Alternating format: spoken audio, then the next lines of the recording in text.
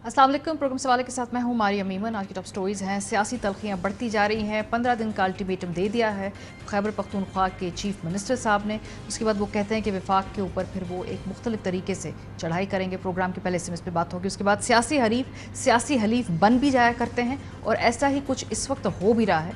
जमीयत उलमा इस्लाम फे और PTI करीब से करीब तर आते जा रहे हैं। प्रोग्राम के दूसरे हिस्से में हाफिज़ अब्दुल्ला साहब हमारे साथ होंगे, उस पर बात करेंगे। और आखिर में पाकिस्तान से कमाओ दुबई में लगाओ। दुबई के जो जायदादों की तफसीलात सामने आई, पाकिस्तानी एलीट कितनी ज़्यादा इंथुजियास्टिकली वहाँ पे इन्वेस्ट करती है, जबकि पूरी दुनिया से हमारे मुतालबा है कि हमारे मुल्क में पैसा लगाओ।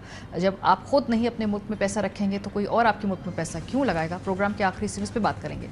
आगाज़ करते हैं अली अमीन गड्ढापुर साहब की। एक पर्सनैलिटी है, उनका एक पर्सनल स्टाइल है, वो एक लाउड आदमी है, वो एक अग्रेसिव आदमी है, लेकिन जिस तरह की पॉलिटिक्स इस वक्त हम पख्तूनख्वा में देख रहे हैं उसमें हमें ये फ़र्क नज़र नहीं आता कि कहाँ पर तहरीक इंसाफ की अपनी पॉलिसी पोजीशन है और कहाँ पर गंडापुर साहब का अपना जो गवर्नेंस का स्टाइल है वो आड़े आ जाता है। आज भी एक असेंबली में तकरीर करते हुए गंडापुर साहब ने कहा कि 15 दिन का अल्टीमेटम देते हैं वफाक की हुकूमत को, और उसके बाद क्या होगा उन्हीं की ज़बानी सुनिए। आपका जोर भी हमने देख लिया है। कश्मीर में एक दिन में आपकी हवा निकल गई है। अगर हम आ गए तुम्हारा क्या हाल होगा सोचो। हमें इस बात में बतलाओ, बैठो मसले को हल करो। नहीं करोगे तो गैर जिम्मेदारी तो छोटा लफ्ज है, इसके बाद और बड़े लफ्ज आपको सीखने पड़ेंगे डिक्शनरी में। और शायद हम ऐसा कुछ कर जाएं कि आपको डिक्शनरी में अल्फाज ही ना मिले, डिक्शनरियां खत्म हो जाएंगी, अल्फाज खत्म हो जाएंगी और हमारा वहां से शुरुआत होगा। आपके अल्फाज खत्म हो जाएंगे, आपकी बर्दाश्त खत्म हो जाएगी, तो हम कहेंगे अभी तो पार्टी शुरू हुई है। लेकिन क्या ये पहली मर्तबा हो रहा है? नहीं, अग्रेसिवली वो पहले भी माजी के अंदर ये कहते रहे हैं कि उनकी जो बातचीत है, जो उनके मुतालबात हैं उनको माना जाए, लोड शेडिंग कम की जाए, उनके जो फंड्स हैं उनको क्लियर किया जाए, और अगर इसका कुछ नहीं किया गया तो वो खुद पैस्को ऑफिस चले जाएंगे। अभी भी 15 दिन के बाद उन्होंने कुछ ऐसी ही बात की है कि वो फिर खुद आकर वापडा में मामला तय करेंगे। तो पहले भी ये अली अमीन गंडापुर साहब ऐसी ज़बान इस्तेमाल करते रहे। मैं वादे तौर पे पैगाम दे रहा हूँ मिनिस्टर पावर को भी और फेडरल गवर्नमेंट को भी। जहाँ पर 22 से 20 घंटे लोड शेडिंग है, अगर वहाँ 5 से 6 घंटे का रिलीफ ना मिला, आज रात तक शेड्यूल ना जारी हुआ, और जहाँ 16 घंटे है वहाँ 12 घंटे ना हुआ, और इसी तरह जहाँ पे लोड शेडिंग है उसमें कमी ना आई, तो मैं आपको वादे पैगाम दे रहा हूँ कि कल मैं पेस्को चीफ के ऑफिस खुद जाऊंगा और फिर मैं खुद बैठ के वहाँ से शेड्यूल बनाऊंगा, और फिर अगर पेस्को चीफ यहाँ मुझसे यहाँ पे रहेगा KP में, तो वो फिर मेरे शेड्यूल के मुताबिक चलेगा। इससे पहले भी इस्लामाबाद के ऊपर चढ़ाई की बात वो कर चुके हैं, ज़रा ये सुनिए। इसमें अगर कोई ऐसी तब्दीलियां ना आए जो कि आनी चाहिए और जो कि हक पे हैं और वो हक ना मिला, तो फिर एक सूबा है वो है खैबर पख्तूनख्वा। फिर वो सूबा जब निकलेगा तो वो सूबा फिर जब वापस जाएगा तो इमरान खान को भी लेके जाएगा और ये हुकूमत भी गिरा के जाएगा। ऐसे नहीं जाएगा, फिर वो वापस खाली हाथ नहीं जाएगा। अब मैं कह रहा हूँ हक ना मिला तो हम इस्लामाबाद में इस हुकूमत से इस्लामाबाद में कब्जा करेंगे। इससे पहले एक मरतबा वो ये भी कह चुके हैं कि अगर कोई रिश्वत मांगे तो फिर जब रिश्वत कोई आपसे अगर इस तरह से मांगता है तो फिर उसके साथ क्या किया जाना चाहिए, ये भी सुन लीजिए। ये सूबे के चीफ मिनिस्टर साहब के ख्याल। बनो एक गाल के मैं उकरा ना करे, मैं तो फिर रिश्वत मांगता भी है। रिश्वत मांगे मेरा ना चाहो सिर पाड़ दो। जो गवर्नर हैं खैबर पख्तूनख्वा के, उनके साथ भी हमने देखा कि तहरीक इंसाफ और पीपल्स पार्टी खैबर पख्तूनख्वा के अंदर एक दूसरे के आमने सामने है। बहुत ज़्यादा एक्सट्रीम मेयर्स के हवाले से बातचीत हो रही है, बड़ी तेज़ तरीन बयानबाजी हो रही है। ज़रा ये बयानबाजी की भी झलक देख लीजिए। मैं उनको वार्निंग दे रहा हूँ, आप परहेज करें।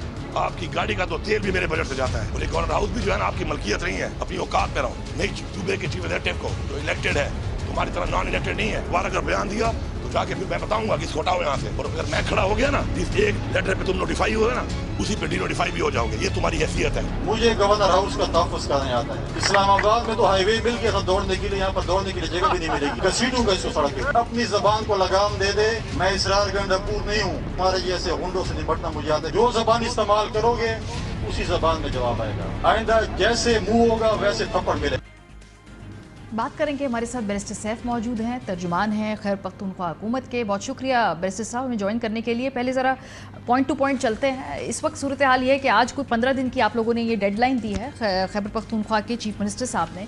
सो अभी ये डेडलाइन की नौबत आई क्यों है, और इससे पहले क्या आपके जितने भी जो गुफ्तगू है, गुफ्तो शनीद है, रिटन कम्युनिकेशन है, वो बिल्कुल फेल हो चुकी है कि अब ये डेडलाइन देने का वक्त आया है कि नौबत आ रही?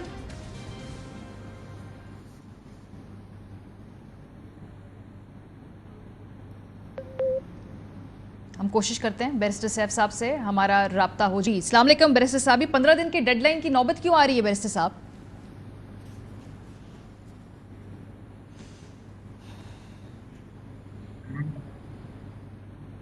जी बैरिस्टर साहब, आपको आवाज आ रही है? आप मेरा ख्याल है फ़ोन पे मिला लीजिए प्रोड्यूसर साहब, ठीक है। ये 15 दिन की डेडलाइन की नौबत क्यों आ रही है सर? क्या बिल्कुल हर तरह की कम्युनिकेशन फेल हो गई है वफाक के साथ, या बिल्कुल उसके कोई नताइज नहीं आ रहे?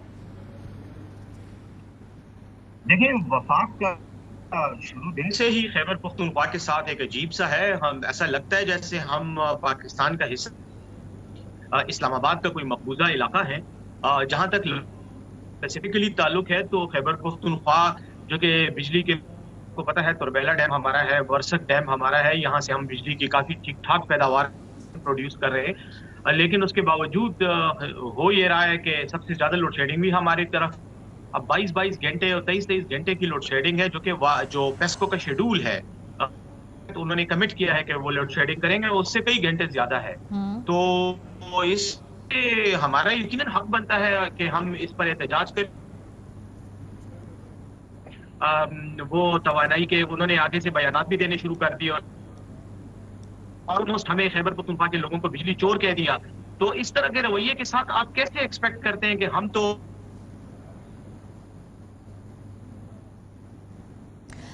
एक ब्रेक पे जाएंगे, जब वापस आएंगे तो उसके बाद एक टेक्निकल प्रॉब्लम को सॉल्व करेंगे और फिर इस प्रोग्राम में आगे बढ़ेंगे। आप लोग हमारे साथ रहिए।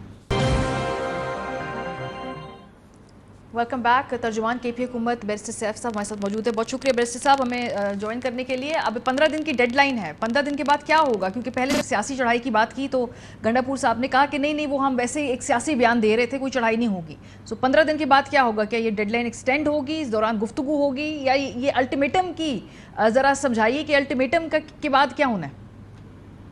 देखें, जहाँ तक 15 दिन की डेडलाइन की बात है, चढ़ाई का मतलब फिजिकल चढ़ाई नहीं होता, ना बंदूकें तोपें लेकर आकर कोई कब्जा करना होता है। ये वैसे ही अब पॉलिटिकल स्टेटमेंट्स में लोग इस तरह की जज्बाती बातें करते हैं। गंडापुर साहब ने अगर 15 दिन की डेडलाइन दी है तो ये पेस्को के साथ बैठ के दी गई है, और इस पर मेरा कल तफसीली बयान आ चुका है, जो सारे मीडिया ने भी उसको हाईलाइट किया है आज। कल पेस्को चीफ आए थे, जिनके साथ चीफ सेक्रेटरी साहब और आईजी साहब, सब चीफ मिनिस्टर साहब, सबकी मीटिंग हुई। उसमें उन्होंने खुद कहा कि हमें आप 15 दिन दे दें, 15 दिन में हम अपने मामला ठीक करेंगे। हमारे सिस्टम में प्रॉब्लम्स हैं, उन प्रॉब्लम्स को हम एड्रेस करेंगे, और आपके बकाया जात और बिलों की अदायगी के हवाले से जो प्रॉब्लम्स हैं वो भी हम एड्रेस करेंगे। और इस दौरान उन्होंने अपना जो शेड्यूल है, जिस पर वो खुद ही बना के अमल नहीं कर पा रहे थे, उसमें भी उन्होंने कमिट किया कि हम शेड्यूल पे अमल करेंगे। और उसमें एक जो बुनियादी नुक्ता था वो ये है कि इन्होंने कहा था कि हम मैक्सिमम 18 घंटे लोड शेडिंग करेंगे, लेकिन उसकी बजाय ये 22 और 23 घंटे की लोड शेडिंग कर रहे थे। तो वो इन्होंने कमिट किया कि हम 18 कमिटमेंट कर ली, मामला तय हो गए, 15 दिन के बाद भी तय हो गई, तो फिर ये आज बयान देने की जरूरत क्यों पेश आई? फिर एक सियासी बयान है वो, एक इसलिए मारिया कि ये मसला कोई आज का नहीं है, और ना ही हम समझते हैं कि वफाकी हुकूमत सिंसियर है अपनी डेडलाइन पर अमल दरामद करने में, क्योंकि कल ये कमिट किया था, और आज भी केपी के कई जगह इलाकों से हमें रिपोर्ट्स आई हैं कि वहाँ लोड शेडिंग 18 घंटे से ज्यादा की गई है। तो हम वेट कर रहे हैं, क्योंकि कमिटमेंट है, हमने 15 दिन इनका वेट करना है, और इनके साथ ये जो 15 दिन है इसमें सूबाई हुकूमत के इदारे इनके साथ मॉनिटरिंग भी करेंगे इस पूरी कमिटमेंट को। अगर नहीं करते तो उसके बाद हमारे पास कई ऑप्शंस हैं, हम उन ऑप्शंस पर बात करेंगे। और क्या ऑप्शंस है जी, क्या ऑप्शंस है उसके बाद?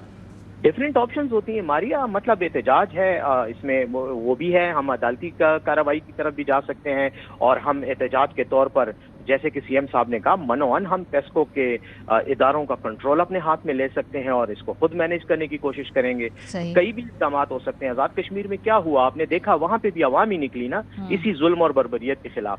देखें ये कोई तरीका नहीं होता कि आप एक सूबे के साथ अपनी कमिटमेंट पूरी नहीं कर रहे और जब सूबा एहतजाज करता है तो आप फौरन अमन और दोस्ती और जमहूरियत और आइन की बातें करने लग जाए। आइन में ये है कि सूबों को उनके हुकूक मिलने चाहिए। लेकिन वैसे थोड़ा फर्क है, ये जो आप आज़ाद कश्मीर की सूरत हाल के साथ जायजा तकाबली ले रहे हैं, आज़ाद कश्मीर में हुकूमत के खिलाफ वहाँ पे एहतजाज हुआ, यहाँ आप कह रहे हैं कि आप खुद हुकूमत में हैं और आज़ाद कश्मीर स्टाइल के एहतजाज या मुजाहरे हो सकते हैं, आपने तो इन मुजाहरों को कंट्रोल करना है। वहाँ पे तो हुकूमत उनको रोक रही थी मुजाहिरीन को।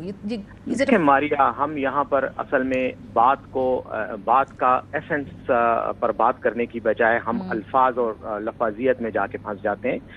हमने बिल्कुल, पहली बात, आपके सवाल का पहला जो हिस्सा था उसका जवाब यह है कि नहीं, आज़ाद कश्मीर में लोगों ने फेडरल गवर्नमेंट के खिलाफ भी मुजाहिरा किया था, इसलिए कि बिजली का मामला आज़ाद कश्मीर गवर्नमेंट का नहीं, फेडरल गवर्नमेंट का मामला है, और महंगाई के खिलाफ भी किया था।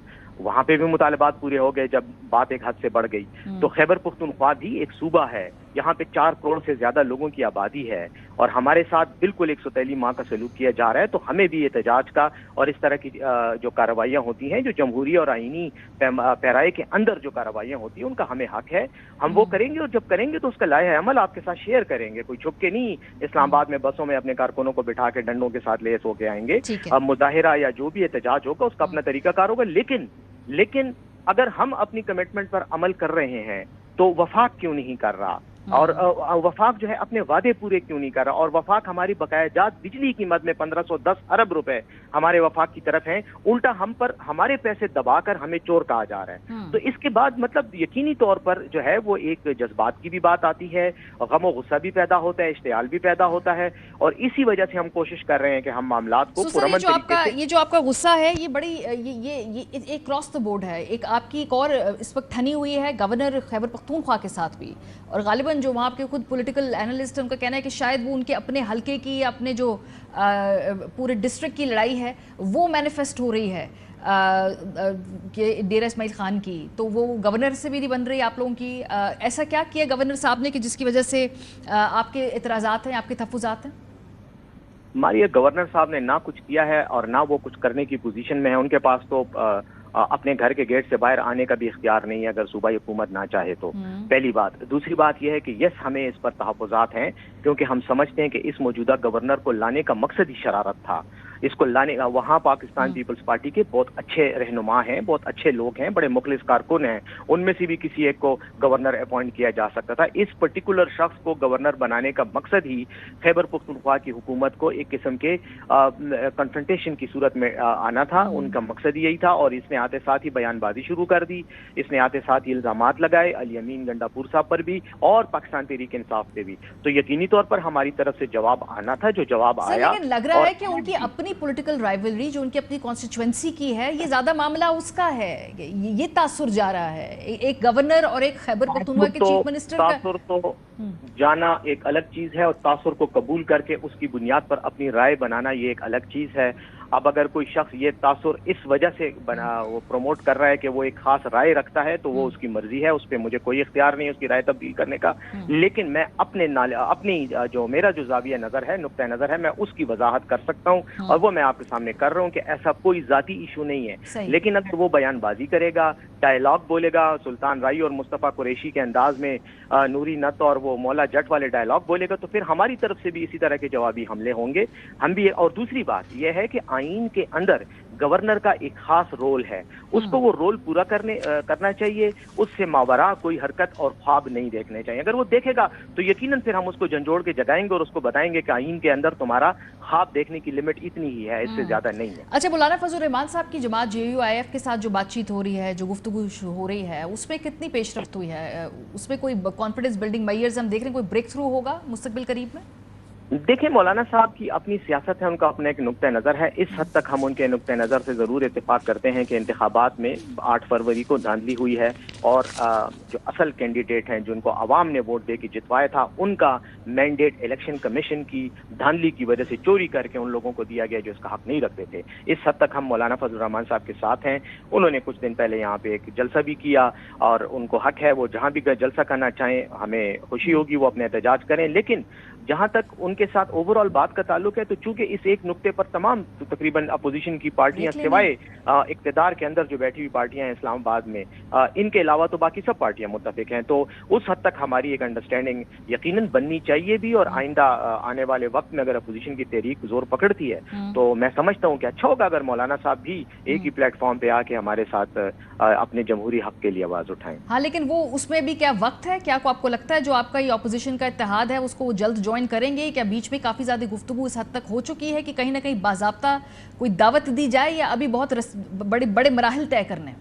मौलाना साहब से मुलाकातें हुई हैं, मैं खुद भी उन मुलाकातों का हिस्सा रहा हूं और वहां हमने उनसे यही कहा है कि आप इस बात पे सोचें, एक अच्छी तजवीज़ होगी अगर हम मिलकर मुश्तरका प्लेटफॉर्म से जदोजहद करें। मौलाना साहब इस वक्त तक अपने ही प्लेटफॉर्म से अपना काम कर रहे हैं, एहतजाज रिकॉर्ड करवा रहे हैं। मेरे ख्याल में मुस्तकबिल में इस बात की बहुत ज़्यादा गुंजाइश है कि हम किसी एक नुक्ते पर मुत्तफिक होकर मुश्तरका जदोजहद करें, लेकिन अभी उसमें वक्त बाकी। यकीनन ये चीज़ें शेप लेती हैं, वो टाइम लगता है चीज़ों को किसी हतमी नतीजे तक पहुंचने में, तो मेरे ख्याल में अनकरीब वो वक्त आ जाएगा। और वफाकी हुकूमत के जो रवैया और जो करतूत हैं, उससे तो लग रहा है कि वो वक्त शायद जल्दी ये एक फितरी इत्तेहाद होगा बैरिस्टर साहब, और जाहिर सी बात है एक वोटर है, उनका भी वोटर है, उसका जवाबदेही तो उनसे होगी। एक पीटीआई का वोटर है, आप लोगों ने 16-17 साल एक दूसरे के खिलाफ सियासत की है, अब अगर एक इकट्ठे होंगे तो ये एक फितरी इत्तेहाद समझेंगे? क्योंकि माजी में तो ये जो गैर फितरी इत्तेहाद अब खुद कहते रहे ना कि पीपल्स पार्टी PMLN बैठ नहीं सकते, ये तो पुराने एक दूसरे को बयानबाजी करते हैं, तो ये भी गैर फितरी एक वक्ती ज़रूरत का इत्तेहाद होगा? देखें, किसी फरीक के साथ सियासत में किसी एक पर्टिकुलर मकसद या नुक्ते पर इत्तेहाद करना या मुश्तरका जदोजहद करने का मतलब ये नहीं होता कि वो दोनों पार्टियों ने अपने कोई नजरियात पे या अपने अफकार पे कोई कंप्रोमाइज कर लिया है। पीटीआई का अपने एक नुक्ता नज़र, एक ऑब्जेक्टिव है, हम उस पर कायम है। इमरान खान का विजन है, हम उसको फॉलो कर रहे हैं और उसी की रोशनी में अपनी सियासत कर रहे हैं। मौलाना साहब का अपना एक विजन है, हम उस मामले में तो अपने एक दूसरे के मुखालिफ भी हैं और एक दूसरे के खिलाफ यकीनन इलेक्शन लड़ते भी रहे, आगे भी लड़ेंगे, और हो सकता है कि सियासी जलसों में एक दूसरे के खिलाफ तकारीर भी करें। लेकिन अगर इस इंतखाबी धांधली के नतीजे में जो आवाम का मैंडेट चुराया गया, इस पर अगर हम किसी भी पार्टी के साथ, चाहे वो जमात इस्लामी हो, JUI हो, चाहे वो महमूद खान अजगज़ई साहब हो, उनके साथ मिलकर अगर हम एक तहरीक चला रहे हैं तो वो उस तहरीक के अपने लिमिट। बहुत शुक्रिया बैरिस्टर साहब मौजूद थे। अभी हम ब्रेक पे जाएंगे, जब हम वापस आएंगे तो JUIF से हाफिज अब्दुल्ला साहब हमारे साथ होंगे, उस पर बात करेंगे। ब्रेक के बाद हमारे साथ रहिए। Welcome back. कहा जाता है कि सियासत में ना हलीफ हतमी होते हैं ना हरीफ हतमी होते हैं, ये सूरत हाल तब्दील होती रहती है, पोजीशंस जो हैं उस पे लोग फ्लेक्सिबिलिटी दिखाते रहते हैं, और ऐसे ही अब हम देख रहे हैं कि कुछ होने जा रहा है पाकिस्तान तहरीक इंसाफ और जमीयत उलमा इस्लाम फ़े के दरमियान में। तकरीबन एक डेकेड से ज़्यादा जो एक पॉलिटिकल राइवलरी थी, जिसमें क्या क्या नहीं कहा गया एक दूसरे को, किन किन खताबात से नहीं नवाजा गया और किस हद तक पॉलिटिकल जो टेम्परेचर उसको नहीं बढ़ाया गया। उसके बाद हम देखते हैं कि 8 फरवरी के इलेक्शन के बाद अब दोनों जमातें इस कदर करीब आ चुकी हैं कि मोस्ट प्रॉबेबली शायद आगे बढ़ के एक इत्तेहाद का हिस्सा भी बन जाए। इसके कितने मुमकिनात इस पर हम बात करेंगे, लेकिन इनका जो सियासी सफ़र इस पर क्विक नज़र डालते हैं। क्या खिताबात दिए जाते थे मौलाना फजल रहमान साहब को PTI की तरफ से? इमरान खान साहब के बयानात अब नहीं चला रहे, लेकिन उनकी जो बाकी लीडरशिप है उनके बयानात, डीजल के अल्फाज इस्तेमाल किए जाते थे। बड़े हद तक जो है जो ताने उनको दिए गए सियासी हरीफ के तौर पे, ज़रा ये सुनिए तहरीक इंसाफ क्या कह के मुखातिब करती थी उन्हें। वोट लेने वाले यही लोग कि औरत की हुक्मरानी इस्लाम में हराम है, डीजल के परमिट लेकर उसी की काबीना में बैठे रहे हैं। पहला मौका है जब आज अल्हम्दुलिल्लाह पाकिस्तान की हुकूमत से मौलाना फजलुर रहमान का कोई ताल्लुक नहीं है, और ये गाड़ी डीजल के बगैर भी बड़ी अच्छी चल रही है। आज पाकिस्तान की आवाम ने अभी डीजल के साथ अब ये नारे न लगाओ, हमारी बातचीत चल रही है। मरवत साहब का जो बयान है ये तो बड़ा रीसेंट था, ये इलेक्शन कैंपेन के इर्द गिर्द ये बयानात दिए जाते थे। अगर ऐसी बातें PTI की जानिब से जमीयत उलमा इस्लाम के बारे में की जाती थी तो वहाँ से भी कुछ कमी नहीं थी। तहरीक इंसाफ की क़यादत को, इमरान खान साहब को यहूदी साजिश, यहूदी लॉबी, इस सब का हिस्सा होने के बार बार ताने दिए जाते रहे। इस इंतहा से यहाँ तक आ गए कि इकट्ठे बैठकर बात करने की पोजीशन में दोनों जमातें हैं और इसका खुलेआम इजहार भी कर रही हैं। ये मुलाकातों का सिलसिला शुरू कब हुआ? एक मुलाकात जो सबसे पहले हुई 26 अक्टूबर 2023 इलेक्शन से पहले, उस वक्त भी मुमकिना तौर पे किसी न किसी एक सियासी तौर पे साथ चलने की तजवीज़ थी, वो पेश की गई। असद कैसर साहब गए थे, कह गए थे कि जी वहाँ पर कोई ताज़ियत करने गए हैं, लेकिन सियासी गुफ्तगू भी हुई, उसके ऊपर बड़ी बातचीत भी हुई, तज्ज़िये भी हुए। उसके बाद 16 फरवरी को एक मुलाकात होती है, ये इलेक्शन के बाद है। मौलाना साहब का स्टांस काफ़ी बातों के ऊपर तब तक सॉफ्ट हो चुका था, इलेक्शन के बाद उनकी पोजीशन थोड़ी सी ज़्यादा डिफरेंट थी जो पहले उनकी पोजीशन रही। तो ये मुलाकात होती है, इसके बाद एक और मुलाकात होती है जो कि 29 फरवरी 2024 को होती है, और उसमें भी हमने देखा कि उमर अयूब साहब की क़यादत में पीटीआई का वफ़द मौलाना साहब से मिलने के लिए जाता है। पिछले हफ्ते रऊफ हसन साहब हमारे प्रोग्राम में थे, हमने उनसे पूछा कि जमीयत उलमा इस्लाम के साथ जो तमाम मामलात हैं वो कहाँ तक पहुँचे, एंड वेरी सरप्राइजिंगली उन्होंने कहा कि बातचीत इस हद तक आगे बढ़ चुकी है कि बहुत जल्द शायद दोनों जमातों के रहनुमाओं को हम किसी एक प्लेटफॉर्म पे इकट्ठा देख भी सकते हैं। ये तर्जुमान है पाकिस्तान तहरीक इंसाफ से, उनकी तरफ से कहा जा रहा है, ज़रा सुनिए। मौलाना फजल रहमान साहब बहुत ही आप लोगों के हक में बात कर रहे हैं, तो इधर कुछ साथ बैठने की, इधर कोई मुज़ाकरात का रास्ता खुलने का इम्कान है? जी हाँ, बिल्कुल मुज़ाकरात उनके साथ हुए हैं, and I think we inching towards each other. Gradually जो है जो एक हमारे दरमियान एक मिसट्रस्ट का बहुत बड़ा एलिमेंट था वो ख़त्म होता जा रहा है, कम से कम कमज़ोर तो बहुत हुआ है। मौलाना फजल रहमान साहब ने हामिद मीर साहब को इंटरव्यू दिया और उनसे भी यही सवाल पूछा गया कि तहरीक इंसाफ के साथ कैसे आप बैठ सकते हैं। इसका जवाब उन्होंने क्या दिया, सुनिए। आप और JUI में फासले कम करने के लिए कुछ कर रहे हैं कुछ लोग? अभी तक ना उन्होंने कोई पोजीशन तब्दील किया ना हमने कोई पोजीशन तब्दील किया है, लेकिन जब उनके वफूद यहाँ पर तशरीफ़ लाए तो हमने अपने रिवायात के मुताबिक उनको वेलकम किया। उनकी तजवीज़ थी कि हम आगे जाकर कुछ मामला ठीक करना चाहते हैं, तो हमने कहा बिस्मिल्लाह। तो हम अपनी बात पर कायम हैं, अखलाकी तौर पर भी कायम हैं, हम उसूली तौर पर भी हम उस पर कायम हैं, और अगर मामला बनते हैं तो बहुत अच्छी बात है, और नहीं बन सकेंगे तो फिर अब हर एक पार्टी का अपना एक मौक़िफ़ होगा, अपनी राय होगी। इसी पर बात करने के लिए हमारे साथ मौजूद है हाफिज़ हमदुल्ला साहब, तर्जुमान है JUIF के। बहुत शुक्रिया हाफिज़ साहब हमें ज्वाइन करने के लिए। आपको मेरी आवाज़ आ रही है?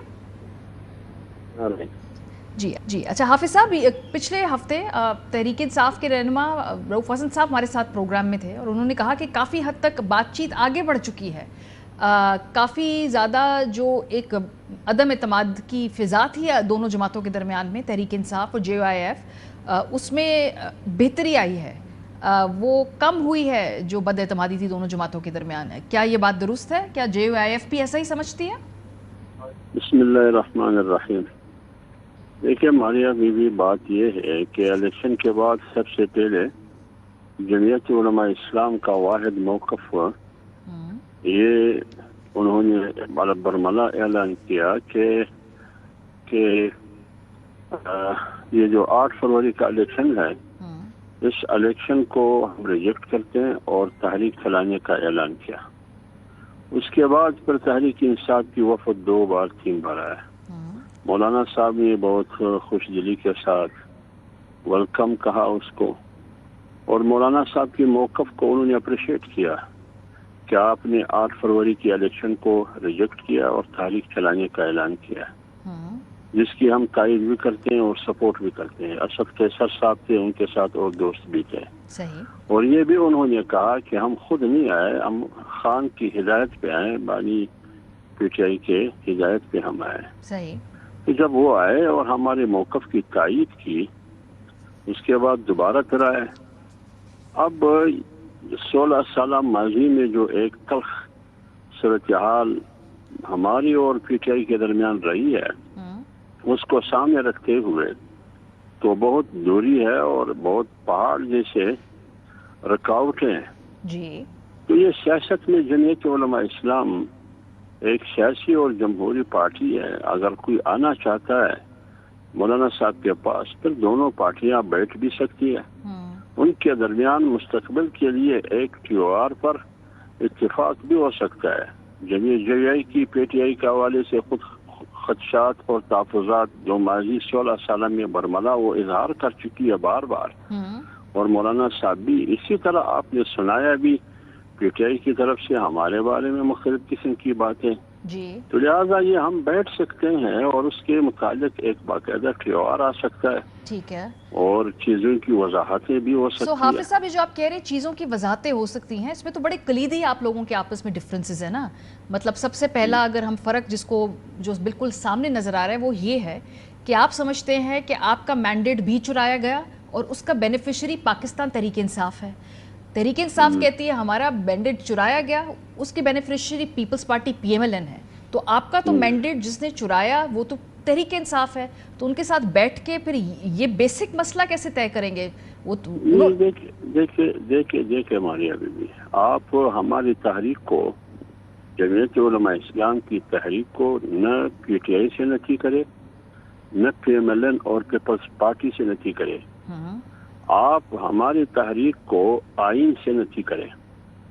कि क्या सवाल ये है कि 8 फरवरी का इलेक्शन वाकई आइन के मुताबिक हुए? आइन तो ये कह रहा है कि साफ और शफाफ इलेक्शन हो, और यही जिम्मेदारी इलेक्शन कमीशन ने हमें दिया था, और पूरी सियासी कौमी क़यादत को उन्होंने जिम्मेदारी ये गारंटी दी थी। क्या आइन के तहत इंतखाबात हुए साफ और शफाफ? नहीं हुए।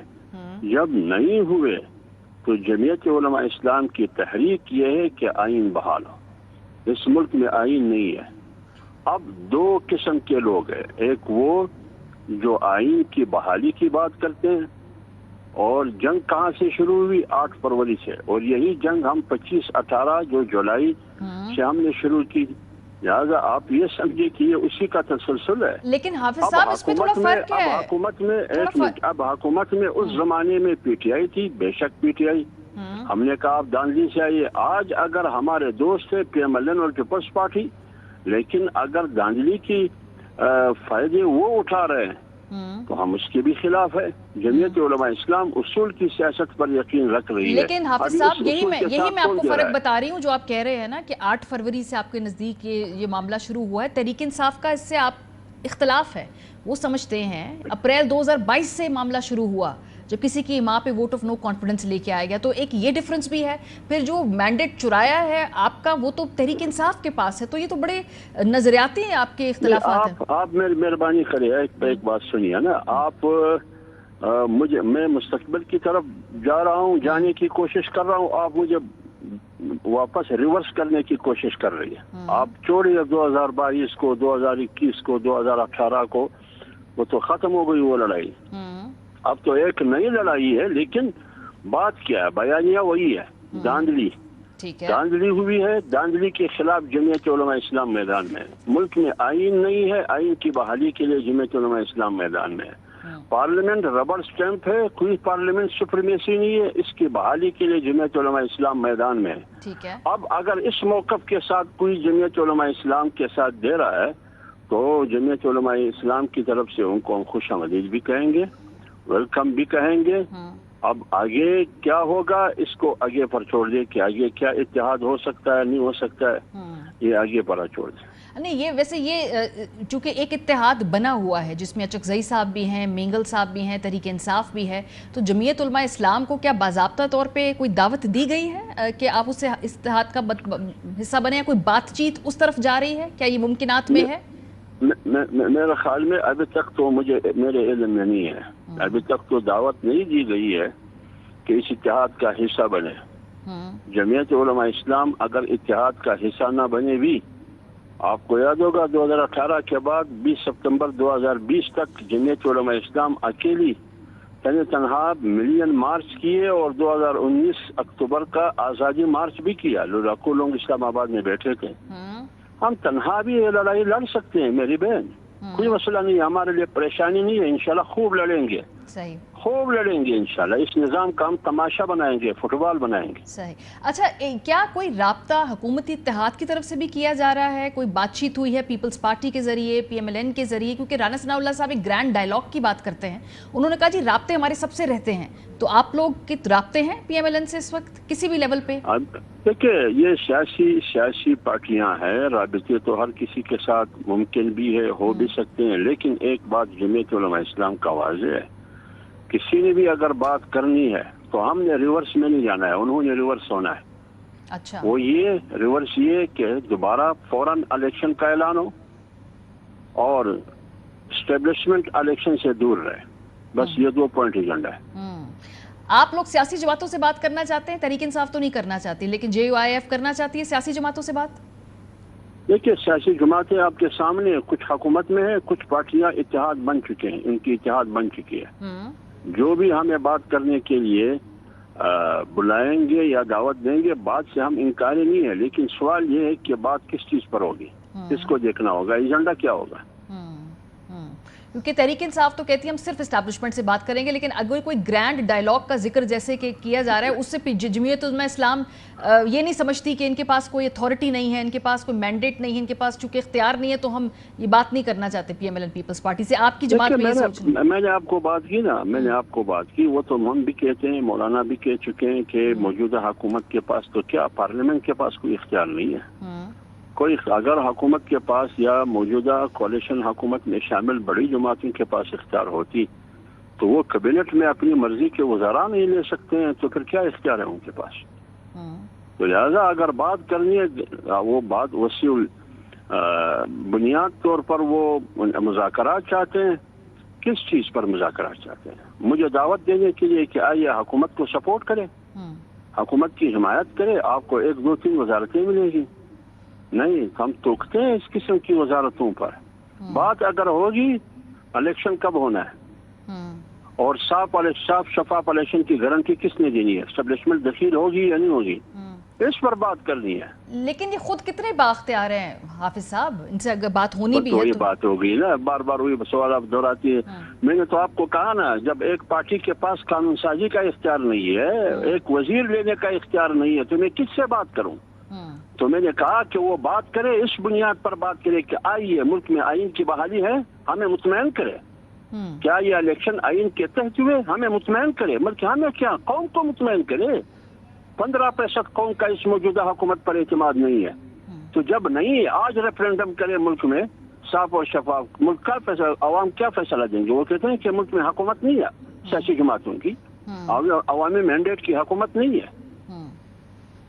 صحیح، بہت شکریہ. حافظ عبداللہ صاحب ہمارے ساتھ موجود تھے، ترجمان JUIF کے. وہ کہہ رہے ہیں کہ بات چیت کرنے کو تیار ہیں سب لوگوں سے، سیاسی جماعتوں سے بھی بات کرنے کو تیار ہے، لیکن کس ایشو پہ بات ہوگی، کن نقطوں پہ بات ہوگی، اور اگر بات ہوگی بھی تو سب باقیوں کو اپنی پوزیشن تبدیل کرنی پڑے گی. اور 8 فروری کے الیکشن کے حوالے سے ان سے پوچھا کہ تحریک انصاف اور آپ کے درمیان تو کئی نظریاتی اور کلیدی ڈفرینسز، انہوں نے کہا وہ آگے چلنا چاہتے ہیں، پیچھے کی باتیں چھوڑیں، پیچھے جو ہو گیا وہ ہو گیا. بریک پہ جائیں گے. جب واپس آئیں گے، دبئی کی جائیدادوں کا انکشاف ہوا، اس کی ٹیکنیکل اور لیگل پرسپیکٹیو تو اپنی جگہ، لیکن اس کے پیچھے جو سب سے بڑا ایشو ہے وہ یہ ہے کہ پاکستانی خود اپنے ملک کے اندر پیسہ لگانے سے کتراتے ہیں. جب ہم اپنے لوگوں کا اعتماد اپنی ریاست میں، اپنے ملک کے اندر سرمایہ کاری کرنے میں نہیں بحال کر سکتے، تو پھر ہم کسی اور سے کیسے ایکسپیکٹ کرتے ہیں کہ پاکستان میں وہ انویسٹ کرے گا؟ اس پہ بات کریں گے بریک کے بعد. ہمارے ساتھ رہیے. ویلکم بیک جی. پاکستان IMF پروگرام کے اندر کنسسٹنٹلی کئی دہائیوں کے دوران رہا ہے، اور یہ وقت بھی آیا IMF اور پاکستان کے درمیان تعلقات میں کہ صرف $1 ارب کے لیے ہمیں اپنی جوتیاں بھی چٹخانی پڑیں. پاکستان کی خواہش ہے کہ دنیا بھر کے ممالک، بڑی کمپنیاں یہاں پر آ کر انویسٹ کریں، لیکن وہ کیسے انویسٹ کریں گی؟ وہ تب انویسٹ کریں گی جب اس کے اپنے سٹیزنز کا رشتہ اپنی ریاست کے اوپر، اپنے فائنینشیل نظام کے اوپر اور اپنی حکومت کی اکانومی کے اوپر ہوگا. اس ہفتے ہم نے دیکھا کہ دبئی لیکس کے نام سے ایک اسکینڈل سامنے آیا ہے، جہاں پہ انکشاف ہوا کہ دبئی پراپرٹی میں غیر ملکیوں کی تقریباً $400 ارب کی جائیدادیں ہیں. یہ اسکینڈل میں سامنے آیا. دستاویز کے مطابق ان میں پاکستانیوں کی $11 ارب کی جائیدادیں شامل ہیں. دبئی میں جائیدادیں خریدنے والے غیر ملکیوں میں بھارت کے بعد پاکستان کا دوسرا نمبر ہے، اور یہ بھی پتہ چلا کہ تقریباً 17,000 پاکستانیوں نے دبئی میں 23,000 سے زیادہ جائیدادیں خرید رکھی ہیں. اچھی بات ہے، کسی بھی ملک میں انویسٹ کرنا چاہیے. اور لوگ انویسٹ کیوں کرتے ہیں؟ سرمایہ کار کسی اور بھی ملک میں کیوں جاتے ہیں؟ وہ اس لیے جاتے ہیں کہ نمبر 1 وہاں پر رول آف لا ہوتا ہے، انہیں تحفظ ہوتا ہے، انہیں پتہ ہوتا ہے کہ جب وہ اپنا پیسہ لگائیں گے تو وہاں کا قانون ان کو تحفظ دے گا، سیکیورٹی دے گا، فائنینشیل ان کے پاس ایک سیفٹی نیٹ ہوگا. اس لیے سرمایہ کار اپنے پیسے لے کر کہیں جاتے ہیں. سرمایہ کار وہاں پر جاتے ہیں جہاں امن و امان ہو، جہاں پر کوئی ان کو لوٹے نہ، کہیں جہاں پہ کہیں ان کے پیسہ جو ہے وہ جہاں پہ لگائیں اس کے اچھے ڈیویڈنڈس ہوں، اس کے اچھے ریٹرنز ہوں، تو سرمایہ کار تو وہاں پیسہ لگائے گا. اور یہ دبئی جیسا شہر یہ سب کچھ آفر کرتا ہے. سرمایہ کار وہاں پر بھی جاتے ہیں جہاں پہ ان کو انسینٹیوز ملتے ہیں، ان کے لیے آسان بنائی جاتی ہیں سرمایہ کاری کی شرائط. ایسے ہی شہروں میں، ملکوں میں دبئی کا شمار ہے. لیکن افسوس اس وقت یہ ہوتا ہے کہ جب پاکستان کی ایلیٹ اپنا پیسہ دبئی لے کر جاتی ہے، لیکن ہماری جو پولیٹیکل لیڈرشپ ہے وہ مختلف ممالک میں جاتے ہیں، ہر جگہ جا کر صرف ایک کرتے ہیں کہ پاکستان کے اندر انویسٹ کریں.